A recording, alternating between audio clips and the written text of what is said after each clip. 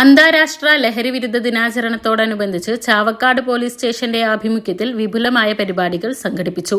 NK Akbar MLA പരിപാടി ഉദ്ഘാടനം നിർവഹിച്ചു. Guruvayur assistant police commissioner V. Suresh അധ്യക്ഷനായി. ചാവക്കാട് നഗരസഭാ ചെയർപേഴ്സൺ AH അക്ബർ മുഖ്യാതിഥിയായി.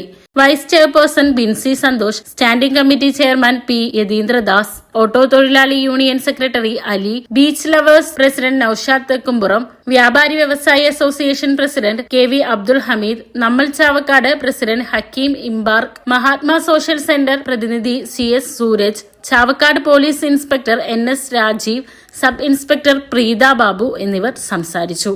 Guruvayur police inspector Vipin Venugopal, Guruvayur temple police inspector Vinod Valiyattoor എന്നിവരും ചടങ്ങിൽ പങ്കെടുത്തു. ലഹരിവിരുദ്ധ ദിനാചരണത്തിന്റെ ഭാഗമായി ഗുരുവായൂർ ടെമ്പിൾ പോലീസ് സംഘടിപ്പിച്ച പെയിന്റിംഗ് മത്സരത്തിലെ വിജയികൾക്കുള്ള മെമന്റോ വിതരണം NK അക്ബർ MLA നിർവഹിച്ചു.